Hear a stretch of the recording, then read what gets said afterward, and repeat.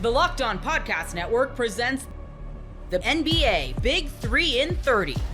The 3 biggest stories in the NBA from our local experts at the Locked On Podcast Network. We bring you the real story, why it matters, what's next, who wins the big game, and more, all in 30 minutes. The NBA Big 3 in 30 starts now with the biggest stories in the NBA. You are Locked On Hawks, your daily Atlanta Hawks podcast. I'll give you my kind of quick observations from the first 2 games before this, and they actually had to do much more with the guys who are, I would say, the core of the Hawks roster. And really the headliner, beyond the fact the Hawks won this game 119-118 in overtime against Miami, was that it was basically a zombie kind of roster for the Hawks. What I mean by that is, earlier on Monday afternoon, the Hawks announced that they're actually going to be signing Lamont Butler, Davon Smith, and MJ Walker to Exhibit 10 contracts. Well, they actually just announced they were contracts. These are Exhibit 10 deals that basically, this is kind of par for the course. Teams can carry up to 21 players in the preseason, basically until the season begins. They can have an overflowing roster in order to kind of give yourself depth to be able to scrimmage and practice and all that stuff. And the Hawks were able to do that here. With that said, I was hearing right away it was kind of a precursor to the Hawks maybe not playing everyone tonight in the game. Overall, by the way, Butler, Smith, and Walker are there for preseason depth and also just College Park stuff. Not going to be projecting those guys to make the team at this point in time. But I heard it was a signal that it might rest some guys. I kind of shared that on Twitter at that point in time. And in the end, Quinn Snyder came out in pregame, and Quinn does not usually do opening statements in pregame. Very rarely does he do that, actually. But he kind of came out and said immediately that the Hawks were going to rest some guys. He didn't say the word rest, more like guys were not going to play in the game. He noted, quote, typical bumps and bruises, end quote, for a lot of different guys. I also said and kind of mentioned the relatively quick turnaround. The Hawks did play on Saturday in Memphis, which is a time zone change, all that stuff, and they're playing again Monday night in an early game, a 6 o'clock p.m. Eastern time game on Monday evening. And then he also said the Hawks wanted to have the opportunity to have some guys who are battling for roster spots and roles, et cetera, to actually be on the court a little bit more. Wanted to kind of pay them off for working hard, especially, and they have decisions to make as a team in the next week and a half or so about the roster. So that led to uncertainty for a while on who was going to play in this game, because Quinn said all that and then didn't say who wasn't going to play. But in the end, 9 of the projected top 10 players for the Hawks this season coming into the year by me did not play in this game, including the entire top 8. The only player that I would say is projected to be in the top 10 in minutes for the Hawks for me that played in this game was Vit Krejci. Everybody else did not. And by the way, Vit's no higher than 9th in the order of that. As a reminder, or just maybe you didn't notice it already, during the regular season, teams have to file injury reports. Pretty stringent process. Teams can get slapped for kind of tinkering with it a little bit. The Hawks are not always the most transparent in the world, but they do have to file reports on injuries. In the preseason, it is definitely the Wild Wild West. You don't have to say anything about anybody, whether it's listings, whether it's inactives. All you have to do is announce starting 5s like half hour before the game. Other than that, it's Wild Wild West. So we knew it was going to be some guys. Like I was there monitoring who was coming out to shoot in the pregame and all of that. In the end, no Trae Young, no Dyson Daniels, no Nico Alexander-Walker, no Jalen Johnson, Okongwu, Porzingis, et cetera, et cetera. Those guys all did not play in this game. So teams are not, again, pressed to do anything, but it was the zombie Hawks. I say that affectionately. I enjoy depth. I enjoy, role players, et cetera. But it was an oddly shaped roster for the Hawks in this game. But Miami played their normal guys, and that's maybe an encouraging sign. I don't want to go too far overboard with that because results in preseason games do not necessarily move me on the whole, I would say. But the Hawks faced off against Miami's, at least B-plus team. Like Tyler Hero's hurt right now. And other than that, though, it was just, and Jokic didn't play, but Bam did play for a while. Wiggins played, Norm Powell played, Khalil Ware played, Jaime Jaquez played. So it was a real team the Hawks were playing against with their zombie guys. They ended up winning this one in thrilling fashion. But it was pretty hideous. I have to be honest with you about that. Neither team cracked 40% shooting from the field. Neither team in this game. The two teams combined to shoot 20.7% from 3. Not 27%, 20.7% from 3 in the game. There were a lot of guys. I'm just going to read some numbers real quickly. 0 for 3, 0 for 3, 0 for 2, 0 for 2, 0 for 2, 0 for 4, 2 for 9, 0 for 6, 1 for 7, 0 for 4, 0 for 4 from 3. Individual players. Like, no one's going to make a shot in this game, basically. The Hawks won this one despite shooting 12 of 48 from three in the game. And they had 22 assists in a full game plus overtime. That's a very, very low number for this Hawks team. And they won. But they had four guys score 18 points or more. That was headlined by Caleb Houston, who hit the game winner, and Jacob Toppin, who actually led all scoring with 26 points in this game. And then also they had 20 offensive rebounds in this game. Charles Bassey had 9 of them by himself. That's a crazy high number on the offensive glass in a single game. And big picture again, like we'll go into kind of the game flow of this one. It was kind of, I don't want to say you throw it away, as you don't. Like there's little things you can observe. Asa Newell played a big role in this game. Obviously, he was probably the headline attraction for the Hawks and Hawks fans in this one. Lamont Butler had a good game, kind of coming out of nowhere, and he's tied to the Hawks all summer long. But beyond that, it was like, all right, the Hawks ran some stuff. They were competitive. They definitely guarded well in this game. The bench ended up working out pretty well in this one, but they kind of won on the margins. They didn't shoot the ball well, but neither did Miami. I think there's some credit to go around for both defenses on that front. But it was a game that I don't want to go crazy on as far as telling you like they did this because they couldn't do this and shooting and all that stuff. Like offensively, it was a slog. I mean, they scored a lot of points in the end because of free throws, offensive rebounds. But on an efficiency basis, a first shot offensive perspective in this game, it was pretty rough for Atlanta. But roster-wise, if you're playing 48 minutes with either Keaton Wallace or Lamont Butler or Nikola Juricic at point guard as the initiator, you probably aren't going to score a ton of points, especially because you don't even have Jalen Johnson. Like your secondary creator is like, maybe Pete Krejci at the absolute best, or Caleb Houston or whatever. So it was both expected and not the best, I would say, offensively, but they did compete defensively. Quinn seemed pretty happy with it overall, and the Hawks managed to steal a win over a team in which they were certainly undermanned talent-wise and established talent-wise. I am lower on Miami, and I usually am than most people. I think that roster is pretty flawed, and Eric Spoelstra, there's a lot of credit for molding it into a pretty decent basketball team because the talent level on the team is not very high. But the Hawks winning this game was surprising, and also not something I'm terribly would tell you this like the most important thing in the world. But Quinn said this after the game, like guys want to win. Like if they're playing, these guys are pros. They want to win. The Hawks ended up kind of stealing this one, as we'll talk about later on, with a 3 at the end by Caleb Houston to a 7-point deficit in the final minute of an exhibition game. The NFL season is here, and FanDuel is making sure you're ready for the weekend with a can't-miss offer. Right now, new customers can bet just $5, and if your bet wins, you'll get $300 in bonus bets to use across the app. I love using FanDuel because it fits. However, I want to bet in the moment with player props, building a same-game parlay, or even jumping in live as the action unfolds. It's quick, it's easy, and it's the best way to add a little more energy to Sundays. So are you ready to play? Download the FanDuel app now by visiting FanDuel.com to get started. That's FanDuel.com to place your first $5 bet. Could the next year change the trajectory of the Nets franchise forever? Ian Eagle joins the show to give his take.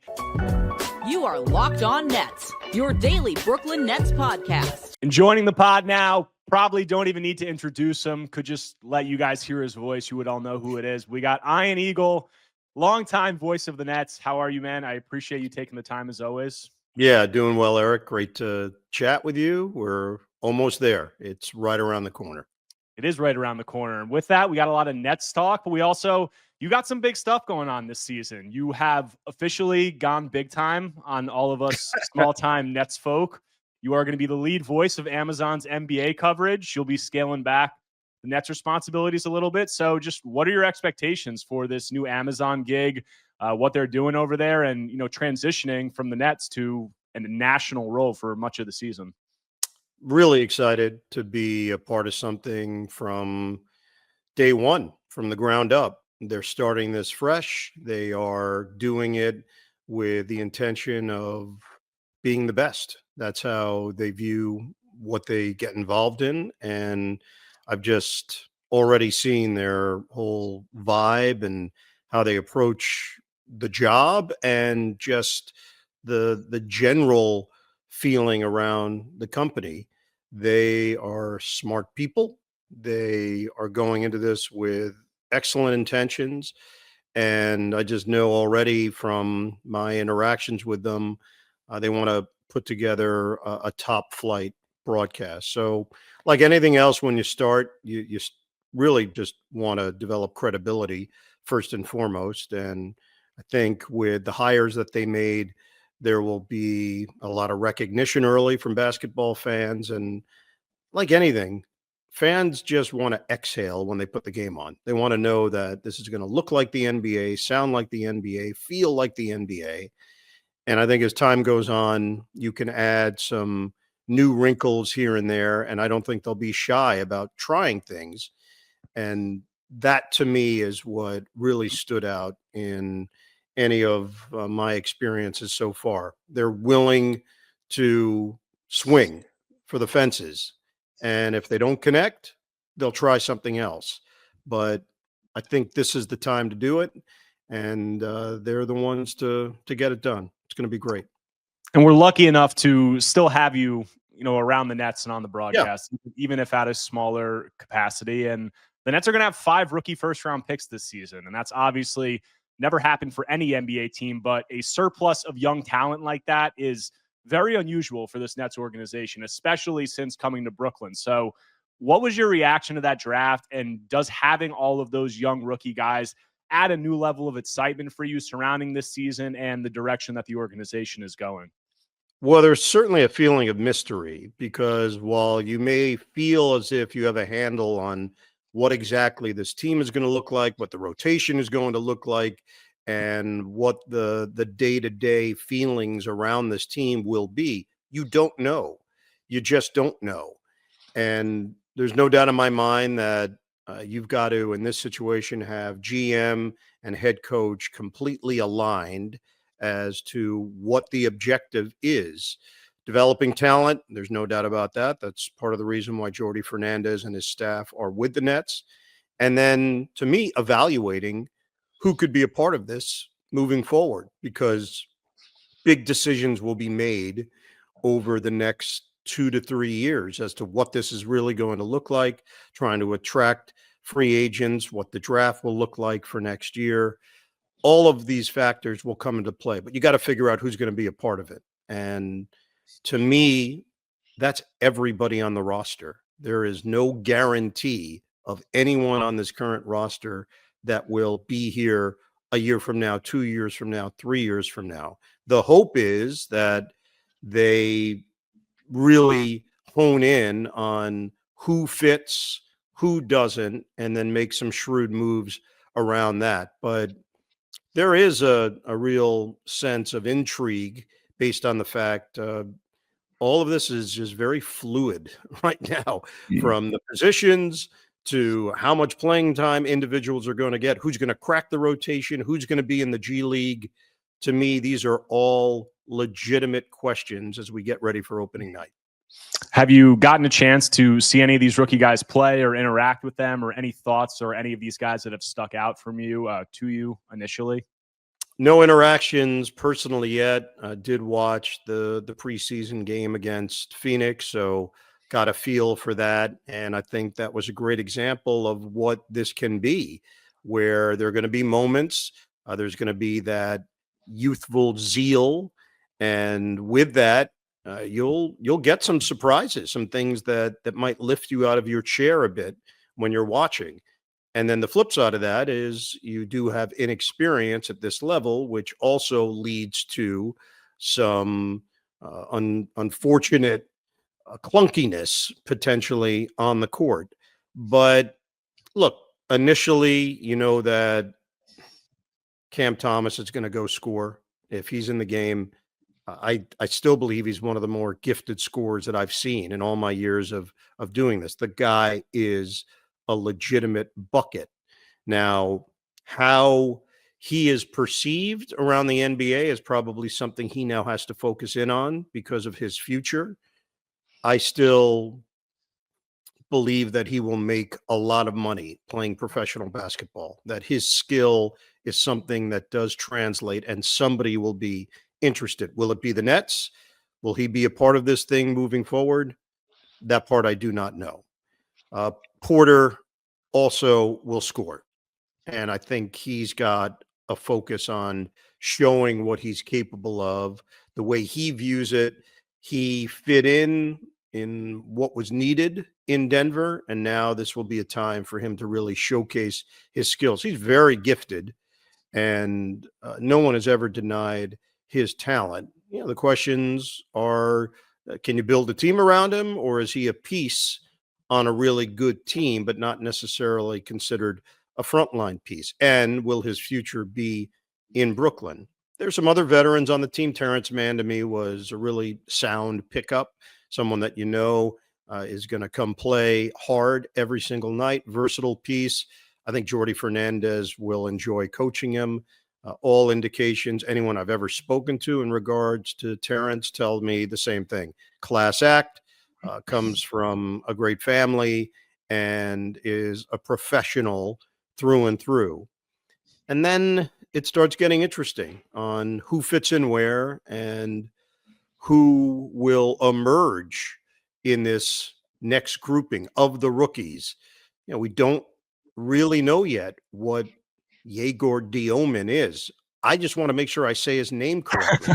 I was going to bring that up to you. I think me and a few of the other Nets reporters did you a solid because we asked him about it in Las Vegas. And he did the deke. He said when he came to the States, he just said Demon because he thought that it was too complicated for us dumb Americans to be able to pronounce international names correctly. But it's Diomin, like Dyoh Min. So yes, Diomin. I'm sure you'll have it down pat. But yeah, the expectation, and the priorities for this Nets team this season, there's really three. It's going to be determining which of these veterans and some other younger guys are going to be part of the team moving forward, developing the rookies, and then the draft position, obviously. And you've seen a lot of great players come through the Nets, but they really haven't had, as an organization, that homegrown star guy, really in the franchise's history. I mean, you can go all the way back to Dr. J, ABA days, obviously, and then you talk about Nets NBA lottery picks who turned into all-stars.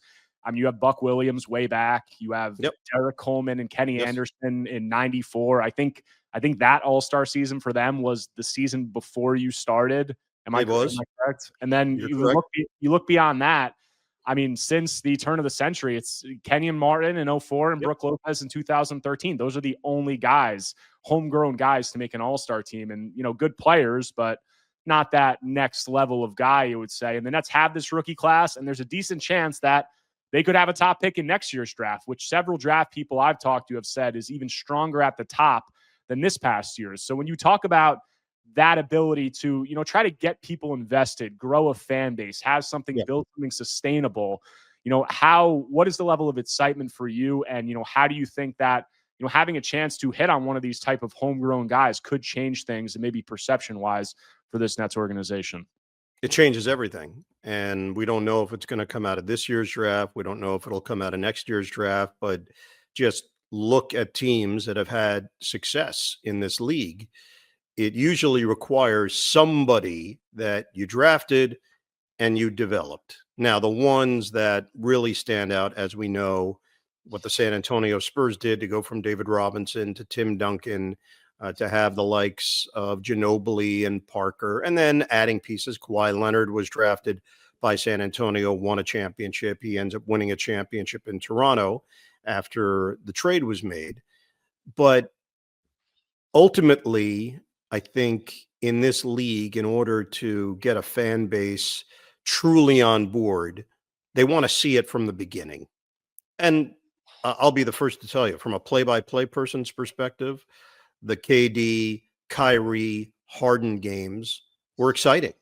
They were exciting to call. You were talking about the highest skill level of basketball on display. They just didn't have enough of them together. And then the ones that they did, they were played under very odd circumstances with no fans in the arena and the COVID issues that were in play at the time. So I think the Nets recognize that it has to be a bit of a blank canvas for them to do this the right way and to just try to plug a hole there and make a decision on a name that might draw some attention but may not be sustainable for them down the road is not the right way to do it. And the part of the equation, and you've seen it, Eric, play out, players do not think about tanking. They don't view tanking in any way, shape, or form.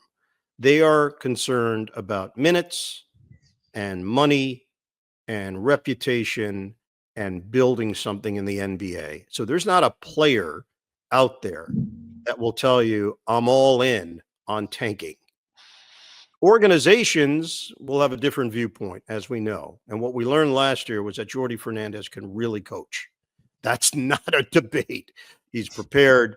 He understands finger on the pulse, how to handle players. I think he's an excellent X's and O's coach. And then I think he fully gets basketball situations, strategy, time management. Check, check, check, check. The feeling going into this season is look at their roster and now make a determination whether or not this team could be competitive. They could be fun.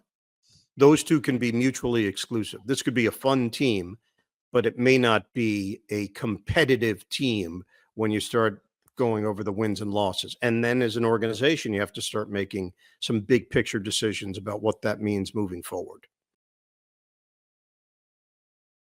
Most people can't name all their financial accounts or even what they're worth, whether it's a 401k or properties or investments.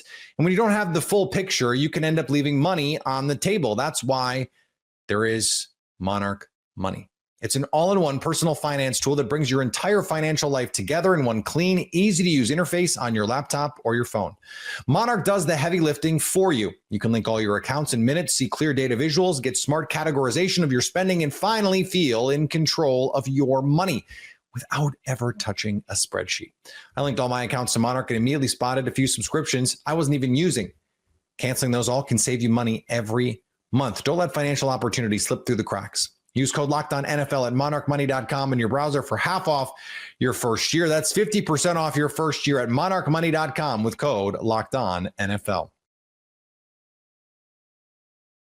You are Locked On Bucks, your daily Milwaukee Bucks podcast. One piece of roster clarity, and that's Jamari Bouye is no longer on a two-way deal because the Bucks have added yet another Antetokounmpo. So, when you saw the news that Alex Antetokounmpo was added on a two-way spot, your immediate thought was what? Honestly, when I first saw it, my brain processed it as, oh, they were, exhibit 10ing him to get him on the herd as just a G League player, which they had done twice before. Yeah. And look, we all love the Antetokounmpo family. They are, in many ways, the first family of Wisconsin. But if you go and look at Alex's G League basketball reference page,